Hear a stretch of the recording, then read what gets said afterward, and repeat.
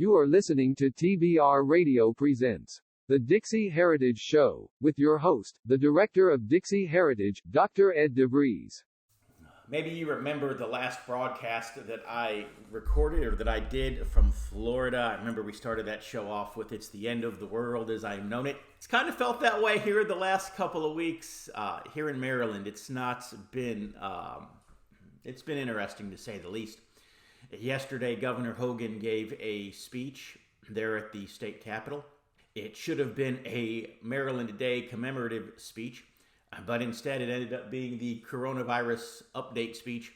He said that of all of the states in the union, that Maryland was the third most restrictive in regards to restrictions and things that were put in place because of the coronavirus.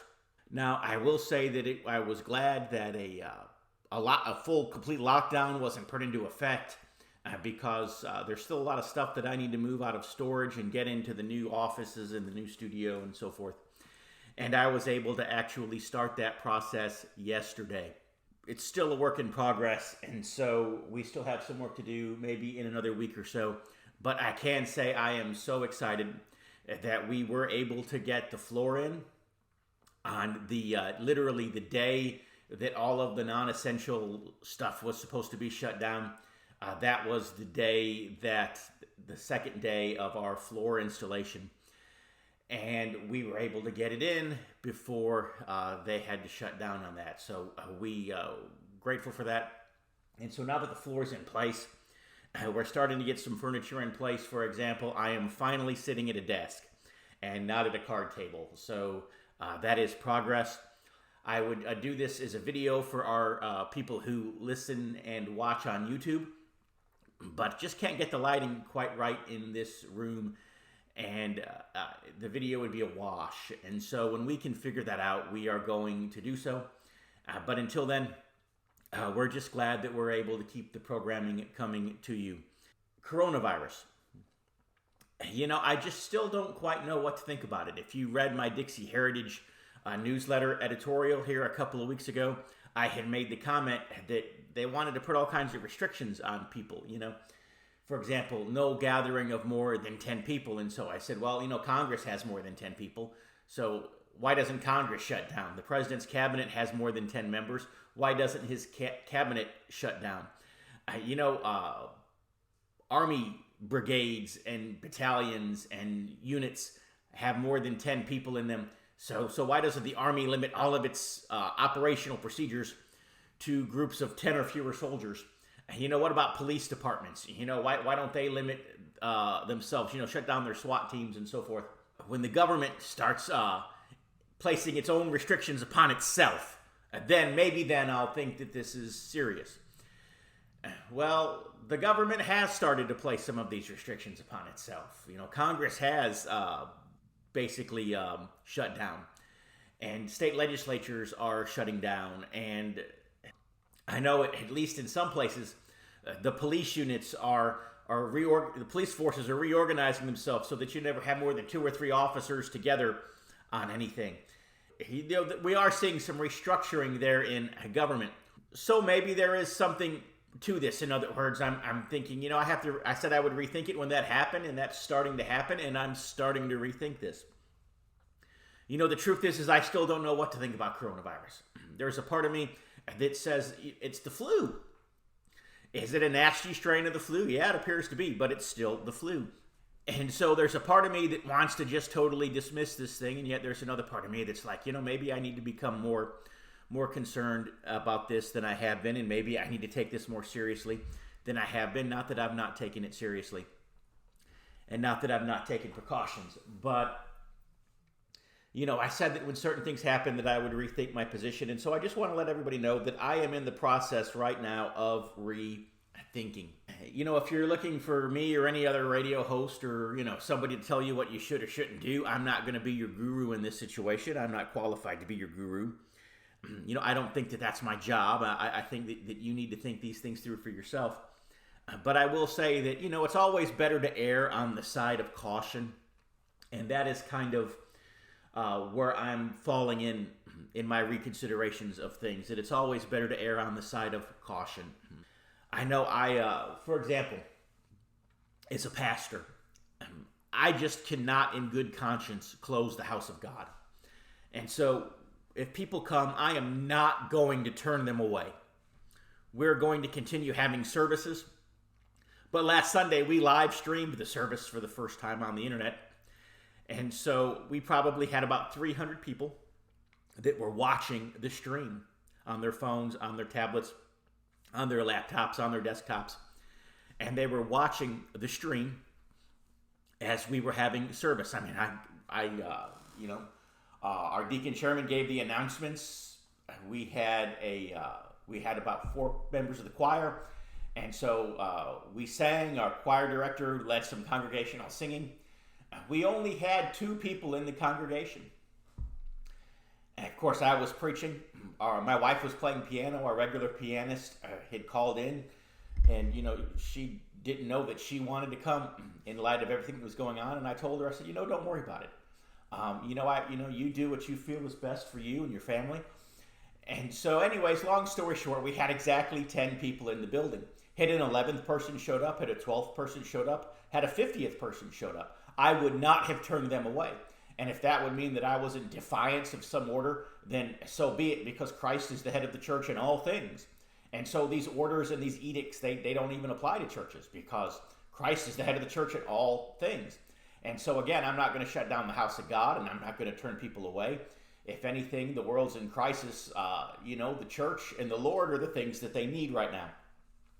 And so far be it for me not to be in a position to provide those things. But that said, it is what it is. But I encourage most people to stay home. I said, I understand that you'd probably rather stay home in this situation. And so I encouraged them to do it. Most of them did. But yet, hundreds watched on the live stream. And so that's kind of the approach that we're taking. This Sunday, we're going to do the same thing. We're going to have, I know there are just a few people who are going to come again, so we'll have some music, and I'll be able to preach. And I would assume most everybody's going to live stream, going to watch the live stream again. But I'm saying all that to say that we're taking steps, we're taking precautions. I am rethinking this. I'm not just plowing forward bullheaded like, this isn't an issue. But at the same time, I don't want to feed the hype. I don't want to feed the hysteria. One of the things that I've told our folks at church, because they're like, well, for the first whatever, you were like, oh, don't worry about this, don't worry about this, don't worry about this. And now, you're going around and you're literally disinfecting everything in the building. I mean, we even disinfected each individual hymnal, each individual pew Bible. We wiped down every square inch of the pew. We sprayed sanitizer into the upholstery. We've sanitized the walls. We've sanitized every square inch of our building and everything in it. And so some of the folks are like, you've gone from, oh, this is no big deal, this is no big deal, this is no big deal, to and now we're sanitizing everything. And they said, so are you concerned now? And I told them, I said, well, 1, I want to err on the side of caution. I said, 2, have I been slow to buy in? Yes, I've been very slow to buy in. But what is the source of all of the hype and the hysteria? The president has called this the fake news for the last how many years now? And he's called it fake news for a reason. And so, if the rest of their news is fake, why should I believe that this reporting is real? And that they're not just hyping it in hysteria, up it, so that they can, sell more newspapers, sell more magazines, so that they can get better ratings and sell more commercial time and so forth.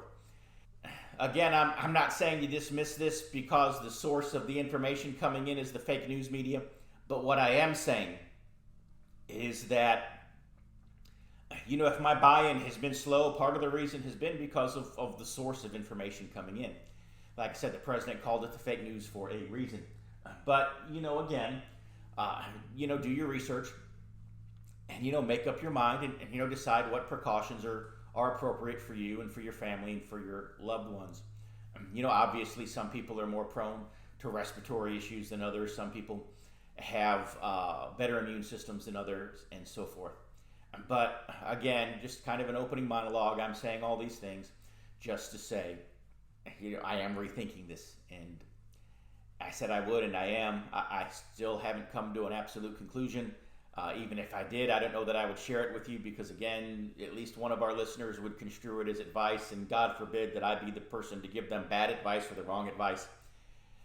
But just think this through. Anyway, so we've got a pause here. We're going to have a brief commercial for TBR Magazine, the Barnes Review, and about 45 seconds from now, I'll be back and we'll talk a little bit more about this coronavirus.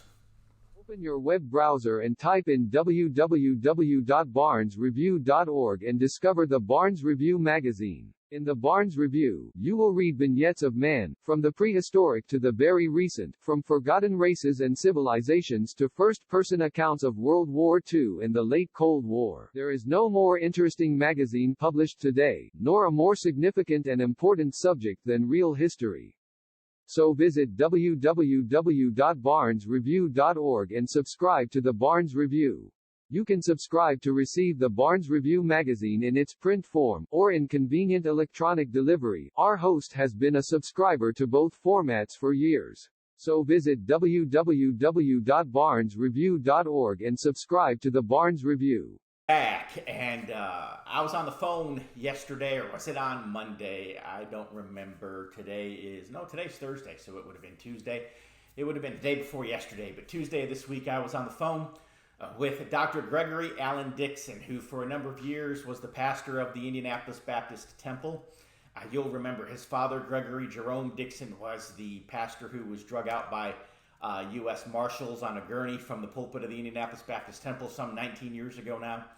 And Dr. Dixon Sr., the one who was drug out on the gurney, of course, he went home to be with the Lord here a few months ago. But his son, Gregory Alan Dixon, is still very active in the ministry. And he and I have been good friends for a number of years. And he and I were talking here just the other day. And, he told me, he said, we're talking about coronavirus, and he said, hey, I love a good conspiracy theory. And so what I'm going to do is I'm just going to share with you the conspiracy theory, if you will, that I read here just the other day.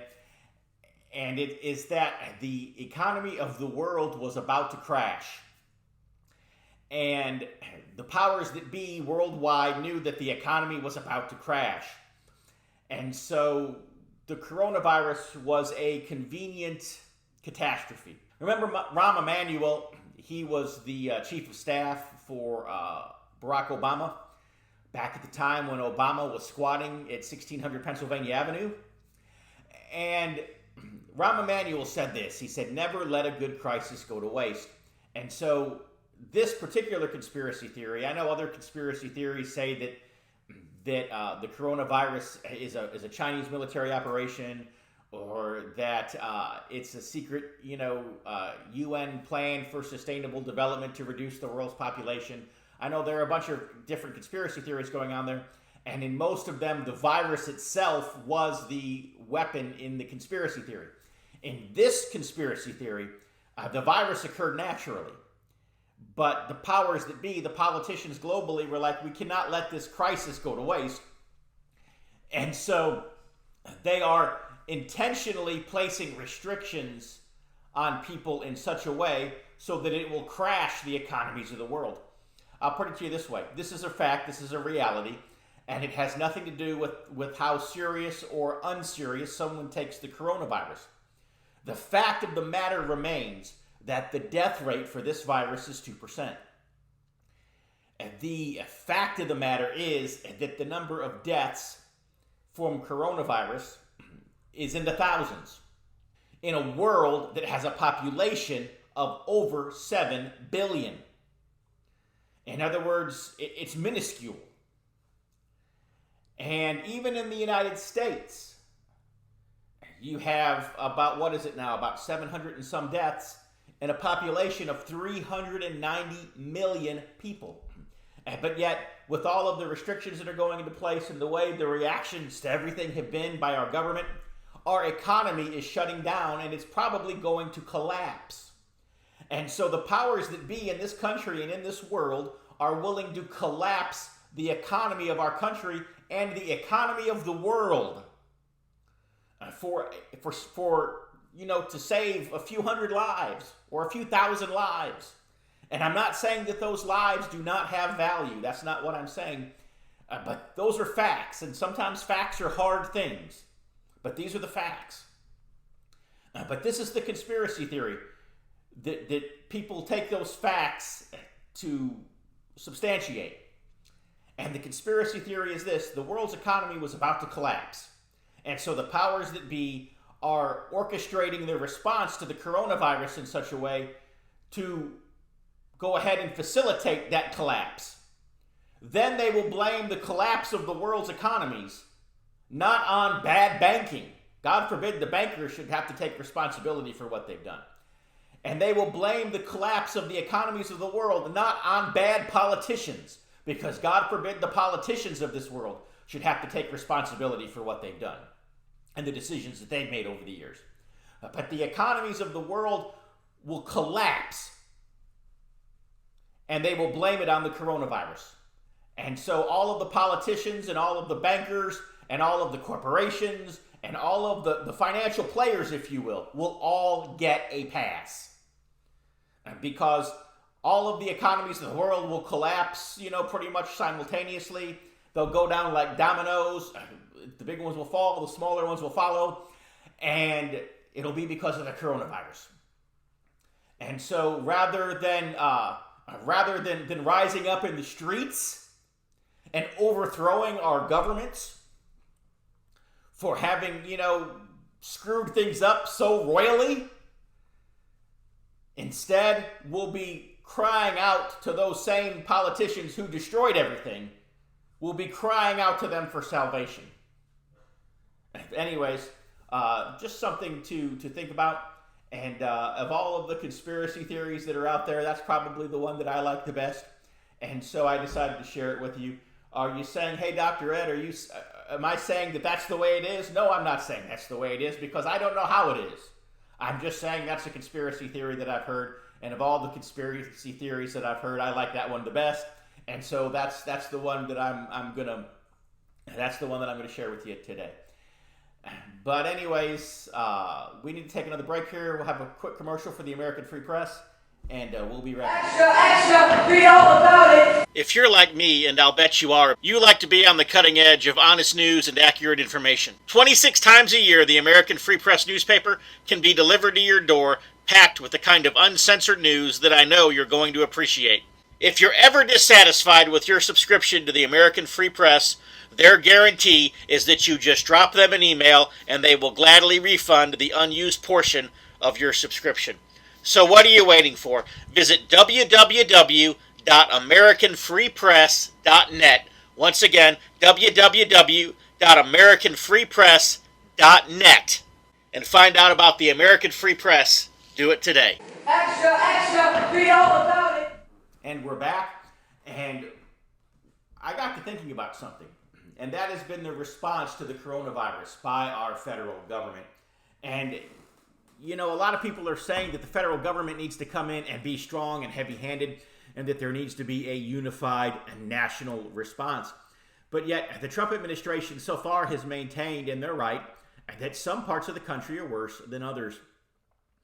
And so the best response is a strong localized response, where local governments have the ability, state by state and even county by county, to, determine for themselves what measures are best to be taken. And that's been the response at the federal level so far. And let me just say that it's been a good response.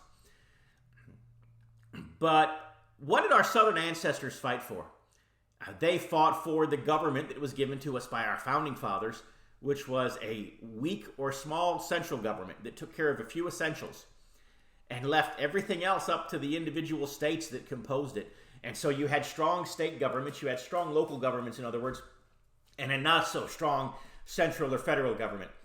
And that's been the response so far to the coronavirus, and I appreciate that. Now, some states, for example, California, has been very tyrannical. Let me just say this, okay? Regardless of what you think about the coronavirus, the response to it is that almost the entire world is under martial law right now. That's the fact. And it's indisputable. Regardless of whether you think that is justified, if you do not think that is justified, it doesn't matter. The fact is that we are under martial law right now. But in some places, the restrictions are harsher, and in some places, they're not as harsh. For example, Finland, I know, has closed its borders. I was Skyping with one of our listeners in Finland here the other day, and he was telling me that how they were closing the borders in Finland. I know the U.S.-Canada border, the U.S.-Mexico border have effectively been shut because of this, and that's a good thing. I know Cuba has basically closed its borders to the rest of the world, although they have just taken in a British and an Italian cruise ship, both of which have been floating around in the ocean for weeks because their passengers were infected with coronavirus and nobody would let them port. And these ships were running out of food, they were running out of fuel, they had to go somewhere. And the Cubans were gracious enough to take these people in and quarantine them, of course, and provide medical care for them. And God bless the Cubans for doing that. But my point being is that the martial law is in varying degrees in different places. Let me give you an illustration of that. I was talking to a pastor friend of mine in Cuba the other day, and he was telling me that life in Cuba is very normal right now. He said, in your country, he said, maybe your government needs to take advantage of this situation to steal power. He said, but in our country, the government has controlled everything for years. They don't need to take power. They've already got the power. And so our lives are very normal right now. Whereas the rest of the world is under varying degrees of restriction that they're not used to. And so California is one of the most restrictive, if not the most restrictive places in the United States right now. The entire state is pretty much under lockdown. What I find interesting is that you get, I believe it's a $10,000 fine if you leave your home in California right now.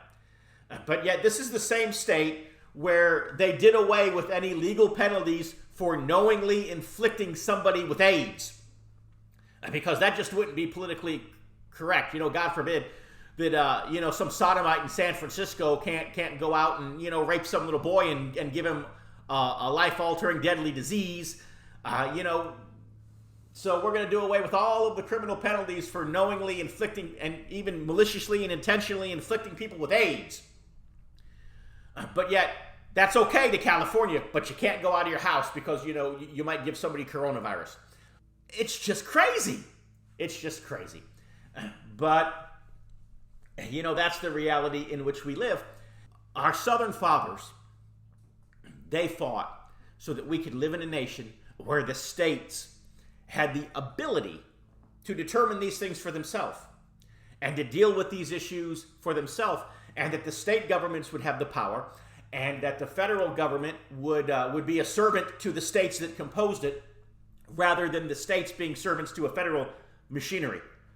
And that is the response that we're seeing to the coronavirus. We're seeing that the states are given a free hand to deal with this effectively as they feel that they need to. And in some states, even the counties are given the freedom and the power to deal with this accordingly. And the federal government's response, I'm not going to say it's been weak. It's not been weak. It's been very strong. But at the same time, the federal government is giving resources to the states and then telling the states, hey, deal with this appropriately as you deem it appropriate for your area. And so I'm saying that to say that we're finally seeing the federal government, maybe for the first time since the end of the war between the states, actually operating in the constitutional manner that the founders set it up to operate under. And maybe, just maybe, as a result of all this, we will see the country functioning with strong state governments and a weak federal government. Because, again, the states are functioning, the states are responding to this, the states are doing what the states are doing, and Congress isn't even in session right now. I have cause for optimism. At least the principles for which our ancestors fought, at least we're finally seeing a demonstration of them, and maybe, just maybe, somebody will determine that, hey, you know what? It worked. Who knows? My fear was, and still is that if the federal government gets too heavy-handed in this, of course, we'll see tyranny on a whole new level. But right now, we're seeing states' rights in action, and that's probably a good thing. Anyways, let me break here. We got just one last commercial. It's for the Sons of Confederate Veterans, and then we'll be back with the closing comments. Hello, I'm Tom Strain, Lieutenant Commander-in-Chief of the Sons of Confederate Veterans. The Confederate flag, Confederate symbols, and the reputation of our Confederate ancestors has come under attack. The Sons of Confederate Veterans is actively fending off our detractors, but there is only so much that we can do. We need your help. Contact your local, state, and national elected politicians and tell them that you will not tolerate these attacks on our heritage. You can also visit scv.org, download an application to join us in our fight to preserve our Southern heritage. Visit scv.org today. If you don't have a Confederate ancestor and you are tired of American history disappearing, you can assist us by becoming a friend of the SCV. Please visit scvheritagedefense.org and make a donation to the Heritage Defense Fund. We hope that you will join us in the fight to defend the Confederate soldiers' good name.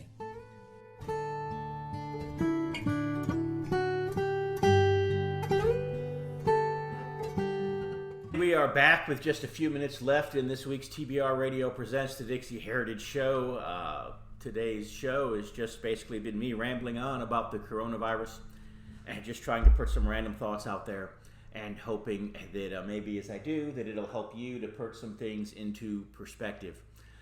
Is that it's been frustrating for me for the last few days because, well, I'll put it to you in this context. Okay, we pay a pretty hefty tuition for our son to go to a private school, and I'm effectively having to homeschool him. If I wanted to homeschool my kid, I would have just homeschooled him and not paid the tuition to send him to the private school. And we're not getting a refund on that tuition, but essentially I'm having to do the teaching. And, you know, I've got 100,000 other things that I need to be doing in the course of any given day, and I don't have time to do all of that and homeschool my son. You know, I'll go ahead and I guess blame part of this on that and say that that's part of the reason why we're doing a monologue radio show today. It's not that I didn't have interviews already recorded. It's not that I couldn't have got a guest today.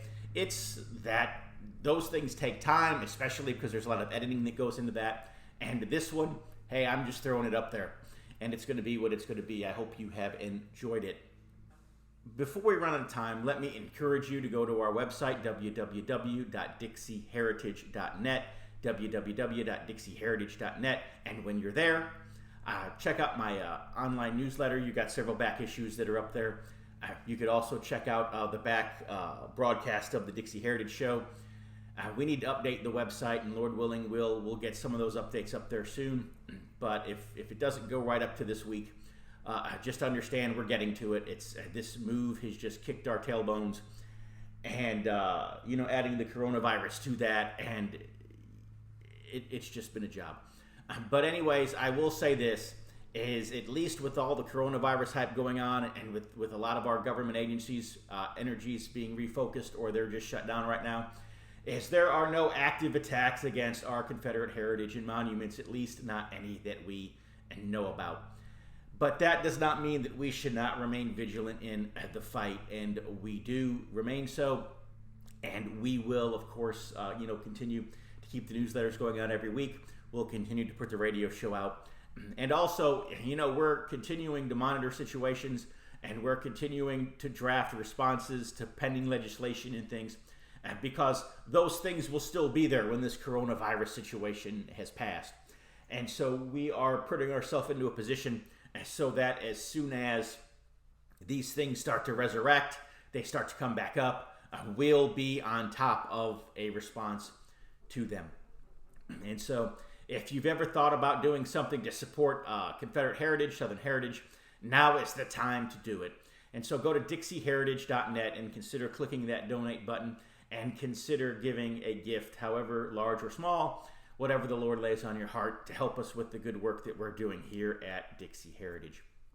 Anyways, we are just about out of time now, but I want to thank you for being our guest. I want to encourage you to tune in again next week, same time, same place, or as the old announcer Alan Napier used to say, same bat time, same bat channel. And we'll have another great show for you. But also want to give a shout out. There was somebody, and I mentioned this on my other radio show, the TBR History Hour, there was somebody who has just given a very large and generous contribution to TBR, our host, because they have listened to this radio show and they've said that they want to keep me on the air. And so I appreciate your having given that generous gift to TBR and keeping me on the air. Thank you, whoever you are. God bless you. Out of time. Signing off from all of us here at TBR Radio. God bless. See you next week.